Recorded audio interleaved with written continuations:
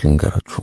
በአንድ ወቅት አንድ ቀን አንድ ወጣት ከጓደኞቹ ጋር በመርከብ እየተጓዘ ሳለ በጉዞ መሃል መርከቡ መስመጥ ይጀምራል። ከዛ ሁሉም ጓደኞቹ ሰምተው እሱ ግን በሕይወት ይቀራል። ከዛ አንድ ትንሽ የደሴት ይደርስና ጎጆ ቤት ሰርተው ለሳምንታት ፍራፍሬ እየበላ መኖር ይጀምራል። አንድ ቀን ማታ እንዳይበርደው እሳት አቀጣጠለና በዛው እንቅልፍ ይዞት ተኛ። ከዛ ሌሊት ሲነሳ ጎጆ ቤቱ እየተቃጠለ ነበር። ፈጣሪም በጣም ማማረር ጀመረ። ለምን እኔ እንደሌሎቹ አልዘርፍም፣ እንደሌሎቹ አልሰርቅም፣ ለምንድነው የምታሰቃየኝ ማለት ጀመረ።